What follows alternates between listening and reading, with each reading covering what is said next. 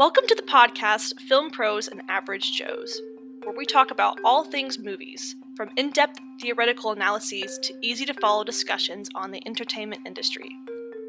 This podcast is run by the Shenandoah Film Collaborative, a nonprofit based in Strasburg, Virginia, that strives to educate, entertain, and inspire artists, and those just learning about independent film.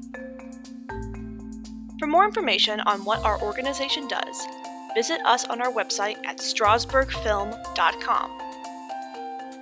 On this episode, Alex and Brad analyze how grief, tragedy, and mourning are commonly portrayed in film, and break down examples of so-called trauma porn films and the harmful effects they could cause.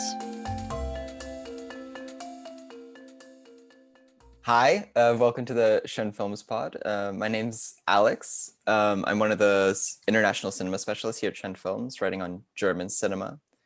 And with me is... Hey guys, it's me, it's Brad. I am a film analyst, creative writer for the Shenandoah blog. And like Holly said in our intro, today me and Alex are going to be talking about grief in movies, specifically the mourning film. So for anyone who might not know, the mourning film is actually a term that was coined by Richard Armstrong. So he wrote a book called Mourning Films, A Critical Study of Loss and Grieving in Cinema. And he goes really super in depth into the definition and just the science behind it and what it means. But just to give a brief overview, he's basically arguing that films centered around love, loss, the grieving process are deserving of their own genre. So in this genre, he's basically saying that these films are detailing the process that one goes through after they've suffered a loss of someone close to them. So when they're kind of dealing with death and they're grieving and mourning, and the film is really just tracking that whole process. So that already is in a lot of films. So Armstrong is just basically saying that should be its own category. That should be its own genre for us to analyze. Right. And I think this is something that very much grabbed your attention and you kind of resonated with. And you actually wrote a few pieces, I guess, on the topic and certain films that kind of demonstrate it. So do you want to kind of go into depth into like what those were? Yeah, absolutely. Yeah. So I wrote like a 2-part blog post. You guys can check that out on our website. But yeah, I opened it up with this quote that I really liked from his book. It was, "Filmed images offer more astute ways into the experience of grief than words do." So just kind of talking about the power of film and cinema when it comes to the discourse surrounding grief. And he kind of goes as far as to say that these films can actually help like viewers in their as they're dealing with these kind of feelings. So the one example that I wrote about was the film Waves. Came out a couple years ago. It's an A24 film. And this one was really unique because I think one of the most interesting things about the mourning film is that it can apply to so many different genres, like as we're going to be talking about today, how it kind of applies to those. Waves is definitely kind of a family drama. Spoilers, I guess, but it's in the trailer. You're good.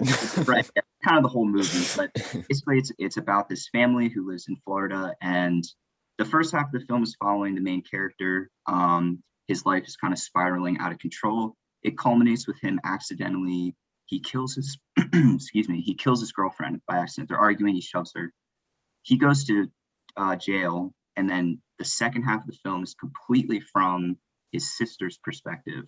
And this was a really interesting mourning film to me because, for one thing, they were kind of mourning the loss of her brother, who didn't actually die, but he just went to jail, disappears from the movie, which I thought was a really effective choice in kind of communicating that loss. But in Waves in particular, the mourning process and the grieving process is really done just through talking, connecting.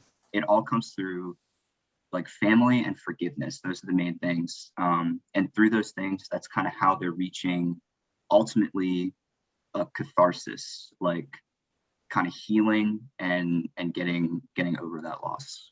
Well, I think it's really fascinating in that film that it almost seems like in the second half, obviously when I guess the protagonist up until that point has gone to jail, we see his family, his sister, his parents grieving, right? They're at their house. They're very much like tensions have come up. It doesn't seem to be a good environment, especially not for the sister. And I guess the second film, like instead of, what I found fascinating about it was instead of actually like kind of wallowing with, let's say, the tensions that arise within this domestic setting, you have the sister who basically, you know, she starts dating this guy played by Lucas Hedges, and basically finds an escape that way, you know. And I think there's a certain point where the parents are even, they don't even know where she is. She just kind of left. And she kind of deals with him, and I think in dealing with his sort of loss that he's going through, she's able to kind of confront hers as well. But I'm curious because, you know, I think the film has gotten some criticism, especially in the first half, of kind of giving in to certain cliches and maybe even kind of manipulating these situations to then have this, you know, kind of emotional moment where everything kind of falls apart and this family has to confront this grief. How do you feel about the way it actually portrays its grief in the scenes, let's say, between the parents at home or after his imprisonment or his sister when she goes off? Do you think it ever succumbs to something where it's simply exploiting it? I never got that sense. My biggest criticism with the film, I've seen a lot of people kind of criticize that it kind of falls into a little bit of like the white savior kind of narrative, right, especially with Lucas Hedges' character. And I do see those criticisms. And for me, the focus on his family in the second half really kind of took me out of the movie because I was like, the main family, so the main characters are Tyler's the one who goes to jail. His sister is Emily. Right. Emily's and her family were so interesting to me. I wanted a lot more from like her parents and how they were dealing with it. The focus on Emily's boyfriend kind of took me out of it, although I get it. Like you were saying, he's kind of teaching her like to love again and to kind of open her heart up to this like forgiveness and things. In the first half of the film, I never really got the sense that it was kind of falling into those cliches you mentioned. Like it, you know, I think the whole point of that, the first half is to show kind of Tyler's like downfall, and it never, it's very anxiety inducing. It is, yeah. And but it never seemed like over the top to me, you know. And I think a lot of it was as a result of his own choices. So it's kind of, it's pretty tragic in that sense. But, and I think like the tragedy and the anxiety, I wrote about this in my piece, like it's drawing you in and it's depicting all that like so intimately that you're really feeling that pain with them. And I think that makes the second half of the film, where it really becomes a mourning film, it makes that even more effective. Right. But one thing I guess something that might actually be kind of a trend throughout a lot of these films that deal with grief and trauma is that I think the way characters handle their grief is usually presented in a way that's pretty similar. Like I think we have, you know, the scenes of the crying and the breaking down, especially of the family that's affected. There arises tensions and angers and people blame other people. I think we see that also in a film like Hereditary, which kind of deals with grief as well, where it's kind of like it's presented almost in a way that it's like, oh, this is the way grief works within a family setting. And I find it really interesting because, specifically when it comes to loss, when it comes to death and dealing with it, it's such a personal, intimate process. And I don't think actually that each experience of it can be related. I know there's some, like, obviously in like group therapy, people dealing with things, there's probably instances where people have similar experiences, but it really is unique. And I think sometimes in film it's depicted as this is the way grief is processed. And I find that really fascinating. And that's why there's a film when we were talking about that kind of topic, that really came to mind as for me is like the example of a film about grief, which is a film called Blue by director Krzysztof Kieślowski. It's a French film, I believe from the 90s. And what I find so fascinating there is kind of, yes, it's about a woman who is in a car accident, and the car accident ends up killing her husband and daughter. And this happens within the first, I guess, like 3 minutes or so. She wakes up in the hospital. But one thing that I think is so unique about this specific film is that it doesn't actually try to make this character likable or understandable necessarily if you're not going through it. She deals with it the way she needs to, and for her that involves basically cutting ties with everything that reminds her of the past, right? She's actually actively avoiding grief. We don't actually get scenes of her breaking down, crying, and the kind of cliched imagery involved with loss. We actually avoid that completely, and it actually creates a bit of an uncomfortable maybe feeling, because the entire theme is about liberty and her gaining new life and new freedom through this loss. And I think that's a very I think that's a handling that could be actually treated or could be perceived quite like, I don't know, unsympathetically. Um, and especially when you watch her and do it, you keep wanting her to basically present you with the images of grief that you're so used to, because you keep asking yourself, like, no, this is your daughter, this is your husband you just lost, why aren't you feeling this way? Why aren't you demonstrating your grief in a certain way? It almost, we're asking for her to be performative, and she's not in the way we maybe want her to be, given our previous kind of maybe expectations of how grief is handled, right? And I think what the film does so uniquely is that it holds no judgment, right? And it really does. And I think this is what film usually is all about. It's kind of like trying to empathize and understand the characters that are on the screen, right? That are different from you, right? I guess like film can be used as a tool for empathy for what we would consider maybe foreign to us, right? To our experience, to our identity, whatever, right?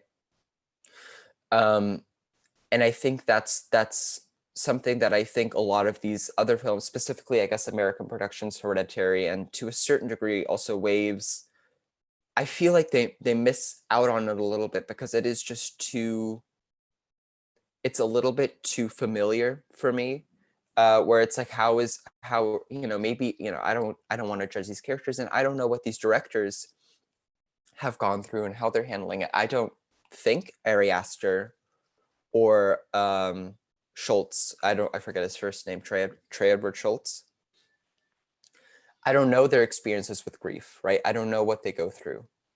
But it does really feel at times where it's kind of like, yes, they have this idea of grief, and they're going to put that on the screen for their own gain, their own kind of like cinematic gain, instead of actually understanding somebody who isn't necessarily likable in their grief or performative in their grief, which I believe those films actually do.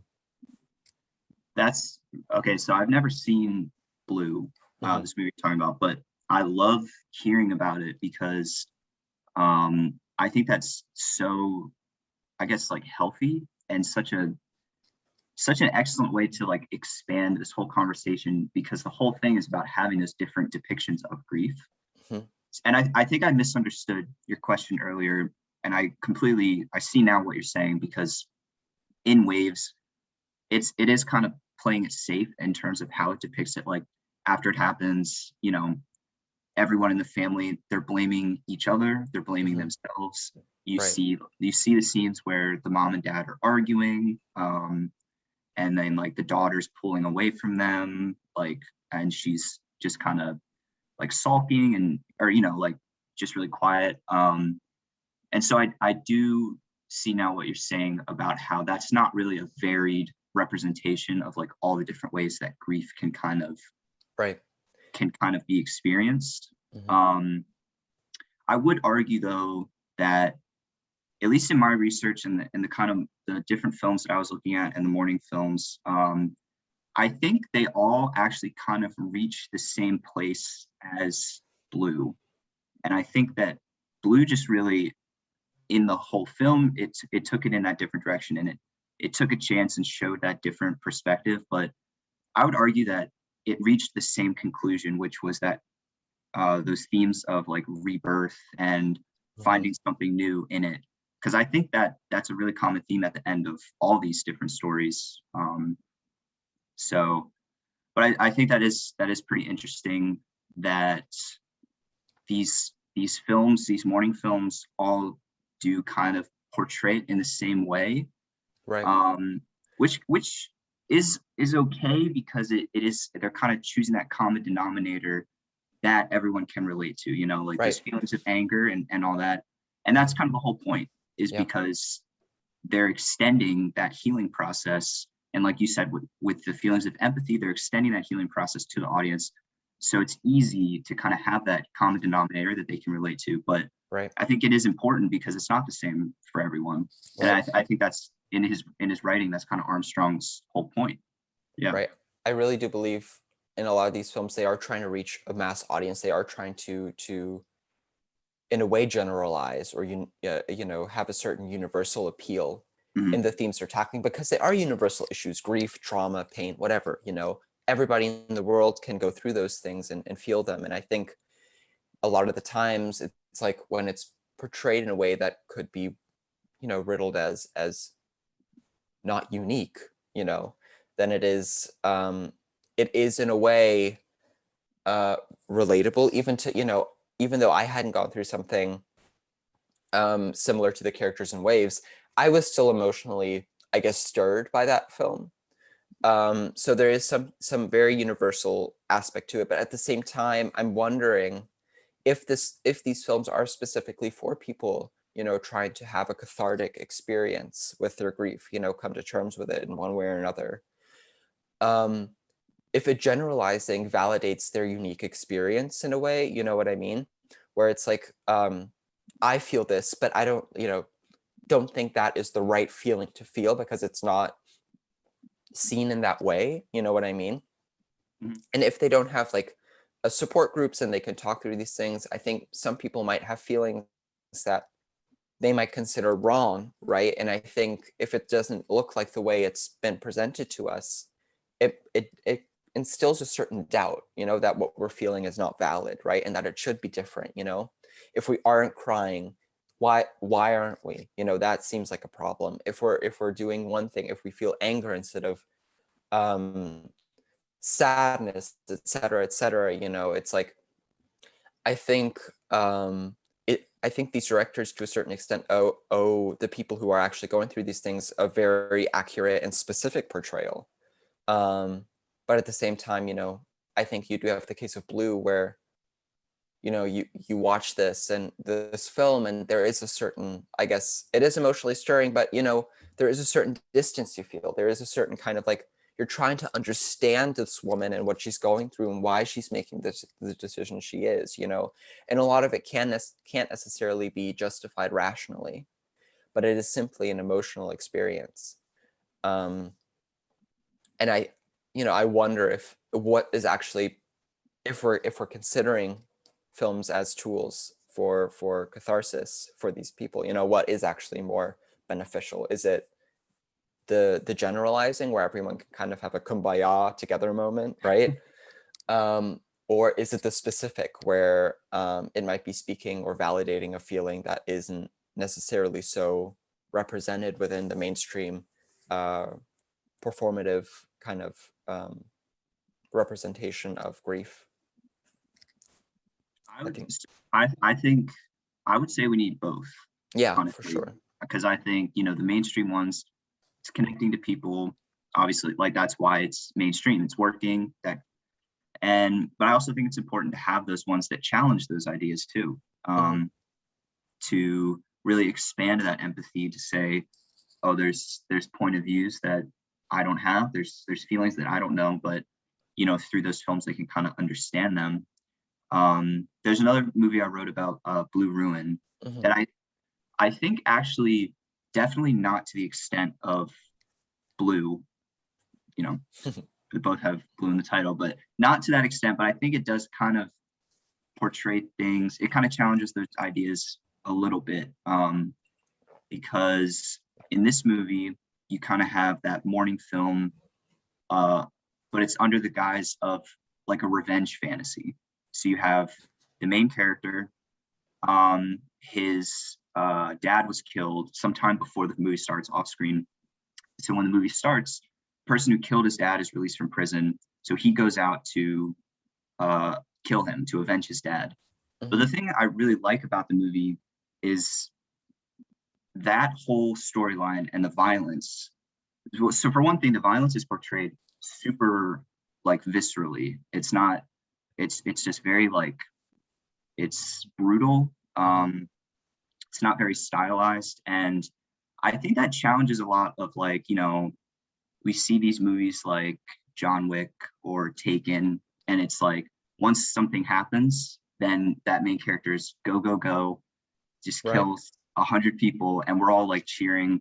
Blue Ruin, I think, takes a step back, and it never portrays the main character in a heroic light. He never, it seems like he's not taking like satisfaction or like happiness from it. He's just like, I have to do this. You even have other characters in the film, like his sister, who are saying like, this is horrible. Like, you're not healthy, you're insane.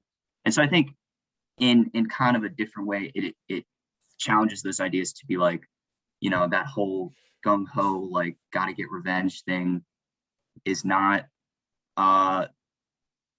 is not exactly healthy. And I think in that movie, though, they're still working towards covering that healing process and that catharsis. And it's kind of showing that happening through violence. And then the commentary, I think, is kind of like, well, that is, is that as earned? Like, it's definitely not as like, obviously like moral, not as healthy, but. Well, what I was going to ask is kind of like, because I've seen Blue Ruin, but I haven't seen it in a while, so I can't really remember. But I'd question like, what is this graphic depiction of violence in this context in service to? How is that helping the audience understand this grief? And then also, is it treated earnestly or is it treated comically for genre thrills, more or less? I definitely think, in my opinion, the graphic violence is kind of set up in a way that as the film develops, you realize, because so basically when the plot develops, he does in fact kill the man responsible for his father's death. And then what happens is then that guy's whole family starts coming after his family. Right. And you realize at the heart of the story, it's these two families.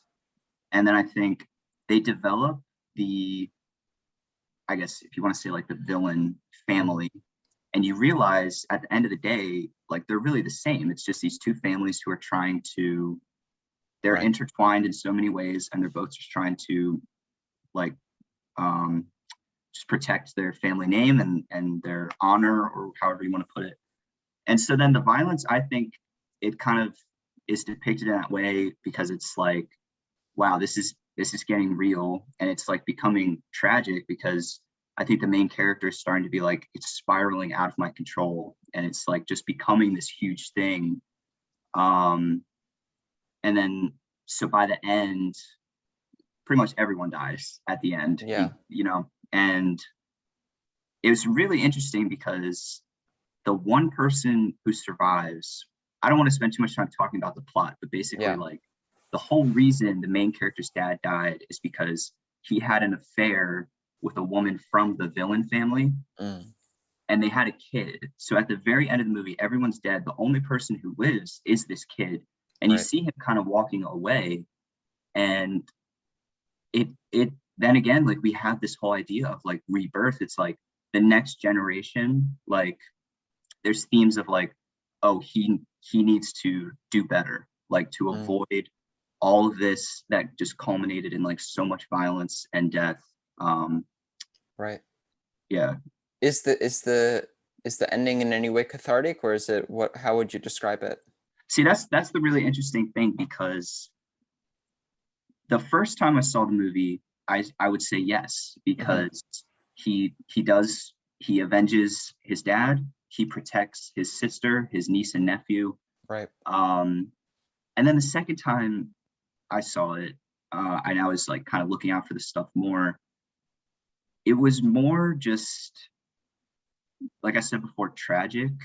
There was some catharsis in the sense that through his journey, he reconnected with his sister, and when the movie ends, you know they're going to be safe, and that's all he wanted. So you kind of have that like relief there.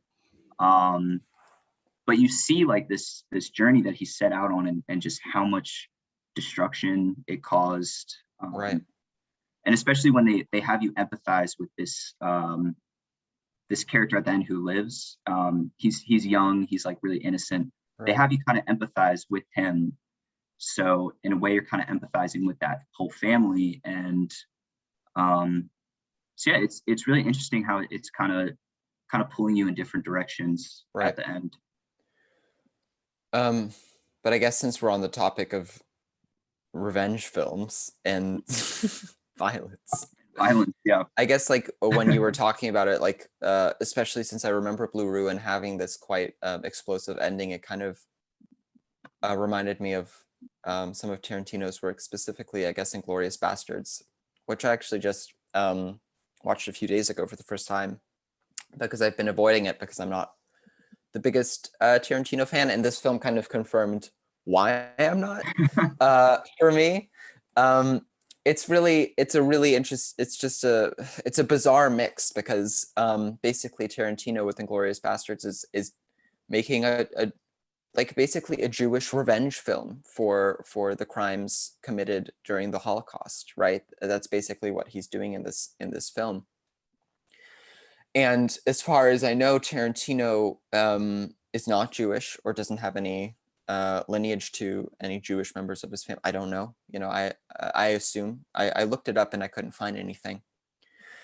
And here's this man making this film about this topic, and it's an interesting kind of balance, because in a way, I think the first scene is probably the most famous, or it's the film what the film's kind of known for, and it's a pretty terrifying scene, you know, of Christoph Waltz meeting this French farmhand and discovering and murdering the Jewish people that are hidden beneath the floorboards, and one of the girls escapes. One of the Jewish girls escapes and runs away and ends up hiding and running a movie theater. And you know, that scene is handled with a sense of horror and earnestness, and you really do feel a disgust in that moment. At least I did. And especially there's one shot of, I guess, Melanie Laurent, who plays the Jewish woman who escapes, running, and she's muddied and her dress is torn, and it is horrifying to witness. And so you would hope that to a certain extent, since you are, for I guess a lot of audience members, in showing a scene like this, bringing up all of those feelings again, right? I guess people who might feel a certain already trauma from their parents, grandparents being victims, or even just, you know, being exposed to anything related to the Holocaust, you know, I think in portraying this, you are bringing up a lot of those feelings, and it is painful, you know? So I was hoping, I guess, in this film that in the end, I guess a big a big element of the revenge film is that in executing the revenge, the person who feels the grief can also feel a certain catharsis, which we've been talking about the entire time, right? That the catharsis that is achieved meets or satisfies the grief felt. And this is where I find it really confusing, because you have this scene which I think is handled pretty well, but then later on, near the end, where this revenge finally occurs, it's a farce. It's a complete farce. In the movie theater, when it's burnt down and the American bastards kind of come in, and Melanie Laurent tries to execute her plan of revenge, it is completely reduced to genre thrills. And, you know, I think if you just take the last revenge scene and the first scene where the grief is rendered side by side, just that scene, like the two opposite ends of this film, without the 2.5 hours in between, I think it would be quite shocking to view the two side by side. Because in no way do I believe that Tarantino is trying to actually create any sort of catharsis for those who have never seen this kind of a revenge film within this context. You know what I mean? It really is completely reduced to Tarantino having a ball, shooting Hitler in the face a bunch of times, and it's really not. And Melanie Laurent, on top of all of that, this is the cherry on top, is murdered as well by a Nazi officer. And it's filmed in slow motion, and she's wearing this red dress, and it's like, it's all aestheticized to such an unbelievable extent. And I think there we get to a point where you are simply exploiting a moment of international trauma for you know, making a fun little genre film and having, you know, Brad Pitt say some like funny lines and whatnot, you know, and seeing a theater burn down, and it really does kind of, for me, encapsulate the distance that Tarantino must have to this material, right? Because I read a review, I guess, in Film Quarterly, and I think they said something along the lines of like, no Jewish director would have been able to have made this film. And I think that's really fascinating. But I don't know what your thoughts are on that. Well, yeah, it's so relevant because I've read so many different interviews and like podcasts and all that stuff where Tarantino's talking about his movies, and with these history revisionist revenge fantasies that he does so often, his whole like MO is to, you know, we're like we said, we're like going to keep using that word catharsis. Yeah. But that's his whole goal. Is that's what he said, is like he wants the audience by the end of the movie, like through that over the top stylized violence, like he's looking for that kind of catharsis. And I think we were talking about this off camera the other day, about kind of the nature of reclaiming a narrative. And I think that's his intention. But why is this his narrative to reclaim? That's what I'm confused. See, that's an excellent point, because that's kind of the whole thing. That's where you kind of have these criticisms of exploitation, because, you know, like you said, as far as we know, he doesn't have any connection to the Holocaust or Jewish heritage or anything like that. And then, of course, I mean, you take like Django Unchained, right. Kind of A touching film that I haven't seen, by the way. I have seen Django. Django Unchained actually is one of my favorite movies. And so, in my opinion, okay, so I haven't seen Inglourious Bastards in quite a while, but you brought up the point of comparing the very first scene to the last scene of the movie. And it's really interesting because it's something I've actually thought about with Django, because in Django, obviously, in a Tarantino movie, there's quite a bit of violence. And but it's interesting, I think, in the context, he said he wanted to portray the horrors of slavery Like he did not want to like sugarcoat that. So there are like kind of brutal scenes that are hard to watch, but in my opinion, at least when I saw Django, I thought he found, to me, there was like a balance, as in those scenes, they're like really horrifying. There's one in particular that I always remember, um, where they kind of meet Leonardo DiCaprio's character, and he's making two slaves like fight each other in front of him, and it's really brutal. It's really hard to watch. But it doesn't have like that comical over the top Tarantino. It's more, to me, it was more just kind of showing like how horrible. I don't think he like lingered on it too long. And there's similar scenes throughout the movie like that where I think he cuts away, some more stuff is implied. But then when you have Django like coming after everyone responsible, coming after the slave owners and everyone on the plantation, that's when you have like the Django like, or the Tarantino, like, you know, he shoots someone, it's like an explosion, and kind of that just over the top. So to me, it was like the context of that, and I guess that's pretty similar to what you're saying with, or just the example I think you brought up in Inglourious Basterds. Like that first scene is super important to set that up, and it's very tension filled, and it's not, the violence I don't think is treated as anything but like tragic and horrifying. And then, but like later, that's when you have these characters becoming like, to Tarantino, like the action heroes. And that's when you have like that over the top. So in my opinion, I think he reaches like a balance between that in a lot of his movies. And I think a lot of it is just revolves around like the context. Well, I guess I can't speak for Django, but I guess one thing with Inglourious Basterds that I noticed was just in the experience of watching it, I found it much too entertaining, to be quite honest. The degree to which I was enjoying watching this film made me extremely uncomfortable, and it made me reflect on it. And there is something kind of, you know, especially in that last stretch in the movie theater, there's like suspense and there's thrills and there's action and whatnot, you know, and seeing like Melanie Laurent's face like on a big screen laughing, and the fire encapsulating this theater. It is much too, it's much too fun, in my opinion, because I am just having way too good of a time watching these scenes unfold with Tarantino's kind of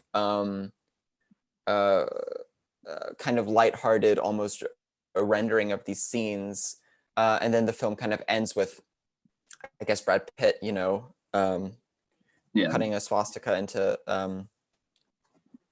Christoph Waltz's forehead, and that too is just, it's so, and then it just ends, and then there's like Tarantino's like thing, and then there's this music that's kind of, you know, bright and jumpy, and it's just, it's much, for the topic, the things that it's trying to achieve, it's really having way too much fun with itself. And for me, it's much too entertaining. And I think my entertainment actually detracts from me reflecting on anything that's portrayed in the film necessarily. And there's a quote that I came across from Tarantino, which I find interesting. He said, "Holocaust movies always have Jews as victims. We've seen that story before. I want to see something different. Let's see Germans that are scared of Jews. Let's not have everything build up to a big misery. Let's actually take the fun of action movie cinema and apply it to the situation." See, I'm fine with most of that sentence until he gets to the point. Is it the very last part? Well, yeah, let's actually take the fun of action movie cinema. For some reason, I don't actually see those points coming together at all. I don't see how, let's see Germans that are scared of Jews, let's not have everything build up to a big misery, how that is anyway reconciled with let's take the fun of action movie cinema. You know, that to me doesn't, that's not the opposite of a miserablest narrative. You know, the opposite isn't to have a fun action movie, because that's not even, because a fun action movie, the entire virtue of a fun action movie like Fast and Furious is that it doesn't deal with any issues of any weight, you know, that it actually like just takes, it's escapism, pure escapism. And I think that's what Inglourious Basterds kind of devolves to as well. It's just pure escapism, especially also in the fact that it revises history and has these bastards basically end the war and kill Hitler at this movie theater. Where, yes, you're basically putting people through this trauma of having to watch these scenes of Jewish people getting killed, but then you're also not granting them a sort of earnest handling of a revenge film, you know? And I think this actually goes into, this reminds me of, not that they're in any way comparable, but rape revenge films, which often kind of delve into trauma porn for me. You have films like I Spit on Your Grave, The Last House on the Left, et cetera, et cetera. And these films, yes, they work under the guise of these women have been assaulted, and they go out, get some chainsaws, get some whatever, right? And just like go crazy. And I know some people really do try to justify these films to a certain extent and be like, no, this is actually very cathartic, you know, seeing these women actually achieve that revenge, right? In a very exact and violent and anger-filled way. But at the same time, it's usually male directors that are doing these films. They're not female directors, especially in the two examples that I mentioned. And it lingers on female nudity, it lingers on female suffering, and it really indulges in like this image of an angry female protagonist drenched in blood with her chainsaws, and it seems like it's more fun actually for the male viewers and male directors attached to these projects than actually caring about, okay, this is a film that actually serves a sort of emotional function for the women who've gone through it, and it really is just a horror film at the end of the day. That's super interesting. Just like kind of off topic, but you just made me think of I don't know if you watched Game of Thrones. No, I don't watch Game of Thrones. So I just finished watching it for the first time, and there was a really interesting thing with this one character, Sansa Stark. In one season, she gets like really brutally sexually assaulted.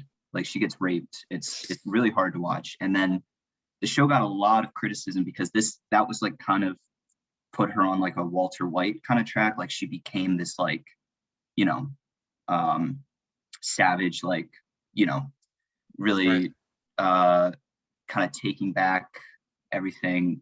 And there's this really awful scene of dialogue where she literally says she's happy that it happened because it like turned her into the person that she is. And the show got like a ton of criticism for that because obviously it was two male showrunners and writers, and yeah. it was just so weird. And I think that's a really good point about how, you know, they don't really have that perspective. They're writing it how they want. And yeah, it's really interesting. And you know, I'm a big fan of Tarantino movies. Like I like them. I do think it is interesting though to kind of apply that same thing and be like, he is not related to these. I think it's kind of a similar principle when he starts writing about these topics. So right. But yeah, that just made me think of that. And it's interesting in those, like you brought up that term trauma porn. Mm-hmm. It's like the movies that they focus on like the wrong thing, and like especially in these like rape revenge fantasies that you're talking about, like the movies that are just more like exploitation and like focus so much on like just all the wrong things and all the graphic things. And I definitely think it loses so much of any point that they're trying to actually make, or any commentary that they're trying to make. Yeah, and I don't want to argue that a film shouldn't or can't be graphic, right? No, yeah. If it, I think it needs to be able to be justifiable by the content and by the creator, et cetera, and not just be a cheap thrill for the sake of being a cheap thrill. Right. Especially in the context of legitimate traumas. I think that becomes really messy territory, and I think we're seeing more and more of that, to be honest. One of my, I guess, favorite examples to kind of hate on is Euphoria, Mhm. HBO's Euphoria, which I find a really just bizarre show because you're basically taking this main character who is addicted to drugs, and it just wallows in that for the entire season. And all the other characters, it's not like they're having great lives either. They're actually going through issues of assault, issues of domineering kind of figures over their lives, like domestic abuse, etc., etc. And it really it becomes an excuse for cool lighting, for awesome camera movements, and kind of neat editing techniques, and that's what it becomes reduced to. And I think one always justifies the other, which I think is a bit of an issue, because you have this situation where like you can have all of this flashy content, because it's not just flashy. No. It's actually dealing with something earnest, right? It's actually dealing with an issue. This isn't just style for the sake of style. It's using style to visually reify some topic of importance. And then you have the other side of it, which is kind of like this topic of importance is in a way necessarily treated this way because it best represents it. But that, I don't think that's necessarily true, right? I think either, because if you were to actually have a quite, like, no pun intended here, sober treatment of this topic, it wouldn't be as fun. It wouldn't be as flashy. Nobody would be talking about it. It wouldn't be the cultural kind of sensation that it is. Like, people just, it all kind of becomes reduced to aesthetics. It becomes an aestheticization of something terrible, and like people can just like justify one with the other. No, it's a great show about grief. No, it's just a way to justify you liking these aesthetics. That's my take, but you could have a different take on it. No, I mean, I think you're definitely getting at something. I've never actually watched Euphoria, but I hear that a lot about how it really just puts all that into the aesthetic without actually saying anything about it. Mm-hmm. And I do agree with you about the whole like justification thing. And I mean, I don't know, like you can watch Euphoria and say like, oh, it's a well-made show, like the lighting and the cinematography or whatever. But then like, it's interesting to tie in that and be like, oh no, it's actually saying something about grief. I think a lot of these movies and shows are lacking like a lot of nuance. Mm-hmm. As I was like researching this, that word came up, and I was like, that's so perfect, because that's really like what it's all about is I think like expressing those things in more of a nuanced way, Right. and like not relying on the aesthetic. So I wanted to bring up Requiem for a Dream. Yeah. Have you seen it? Yeah, it's a film that I watched, I think, for the first time in middle school when I was much too young. Oh wow, okay. And I remember it being a very traumatic experience for me. It very much I still have very specific images of that film kind of like burned into my mind. But yes, I've seen it. Yeah, I've never watched it beginning to end. I've just seen bits and pieces. That film, I think similarly, a lot of the negative reviews of that movie were like, it's just so like over the top. It's just nonstop, like drug use, misery, like trauma porn. But I was curious your thoughts on it, because I don't remember it ever being presented in that kind of overly aesthetic kind of way. It seems, well, one thing, actually, it's interesting that you bring up Requiem for a Dream, because I don't remember it as well as the other, like Euphoria or Inglourious Basterds, but something that I think is really important to note in all of those three cases. Inglourious Basterds ends up being a film that highlights Quentin Tarantino more than anything else. What is the topic of conversation? It's Tarantino and his use of style. It's not about, revenge for the Holocaust. That's not the topic of conversation usually. What is the topic conversation for Euphoria? The directing, Sam Levinson. He's getting tons of opportunities. What is the topic of conversation with Requiem for a Dream? Darren Aronofsky, you know? It's like these films usually end up highlighting more the director's sensibilities than what they might actually be getting at, because they're so in your face. They're actually more apparent than anything else. The direction becomes the focal point. And I think it really just ends up becoming like part of like a part of a, I guess, like a director's like oeuvre. I guess like that's the word you would say, like oeuvre or something. But what just bothers me sometimes, it's like, yes, these directors are basically justifying their work through whatever, but like it's so cold, it's so clinical, kind of like almost like this piece and this piece creates this emotion, we're going to do that, we're packaging it in this way, and it's going to be like boom. And it really, at the end of the day, I really do believe it's more about the directors than anything else. That's a really interesting take. Yeah, I never thought about it that way. I think, you know, I can't really speak on Euphoria or Requiem for Dreams. I've never seen Euphoria. I haven't seen Requiem for a Dream in quite some time, but it is interesting that you bring up, like, every time the Tarantino movie comes out, the whole conversation around it is about Tarantino, even though he's touching on like these super intense, like, historical topics. Right. So man, yeah, I don't know. Tarantino, it's so like he has a carte blanche. He can do whatever he wants. I swear. Even with Once Upon a Time in Hollywood, which I find an extremely offensive, conservative, and misogynistic film in many ways.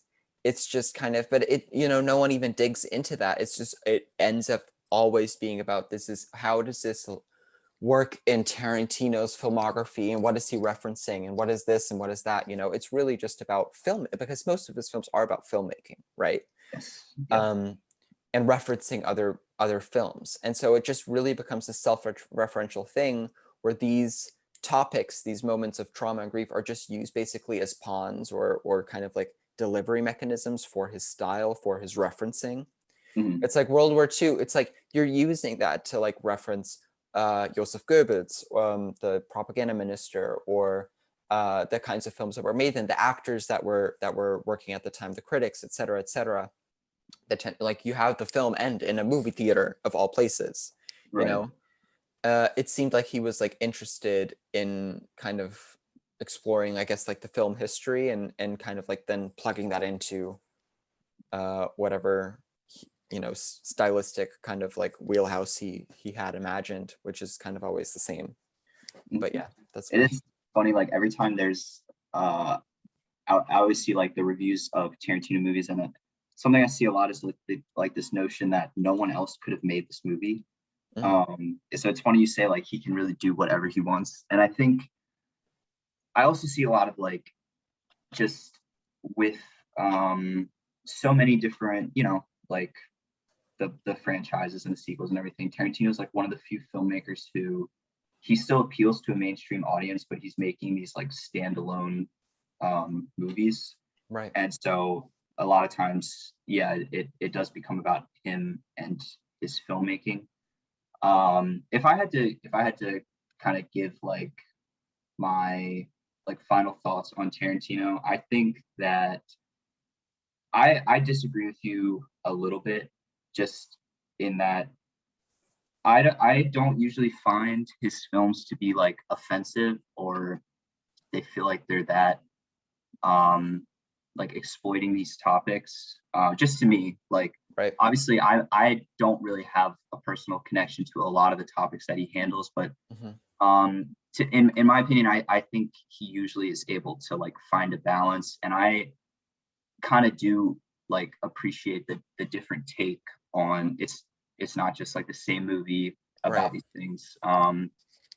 And but yeah, so and and that's kind of how I feel about like his use of violence in it as well. Something I remember saying like the other day was that when I saw Hateful Eight in theaters, it's like a really interesting moment to watch a Tarantino movie with a crowd, because someone like dies horrifically on screen, and it's a nervous chuckle. Like you don't really know how to react to it. So I do get the criticism sometimes that like the stylized violence can get a little murky and a little confusing in terms of like who it's being depicted against. But in my opinion, I think a lot of times the more over the top stylized is used in a more like I guess justified way, where he reserves like the more grounded and intense depictions or scenes that need that. Well, yeah, but then I think like I mentioned before, like especially that last scene in *Inglourious Bastards*, it's like that would have, for me, that would have been another scene that required that, and it didn't, right? It just kind of like, it's like, oh, let's do this because it's fun and it's unique, and it's like, I know like the last line in that film, it's like, this will be my masterpiece or something like that. It's kind of like, has been read in multiple ways that it's like, that's him speaking, like, this is my masterpiece, you know? Right. And that's what it's all about. It's all about him. No, I get that. I get that. And then I guess this kind of brings us back to like this entire idea of like exploiting these moments, topics of grief and trauma, simply for genre thrills, for exciting little things that justify your use of whatever, and also just allow for the director or the artist at work to be at the center of attention and deal with these things in a very unearnest sort of way, in my opinion. So I think there's like definitely that balance to strike, which I guess it's like, again, subjective. Everyone finds that balance to be different, you know? Like what I find unsavory in Tarantino's work, you might not, right? So I don't know, and I think that's just something a lot of the times, like, I don't think Tarantino specifically thinks about that all too much, right? I think he just makes what he wants to make. No, yeah. But I don't know. I think, yeah, it kind of just ties back to the whole, like, particularly, especially like out of all genres, like if we're considering the mourning film a genre, that's what it's all about, is the, you mentioned that balance of what is necessary for us to see and what's just over the top, as we're kind of seeing these different depictions.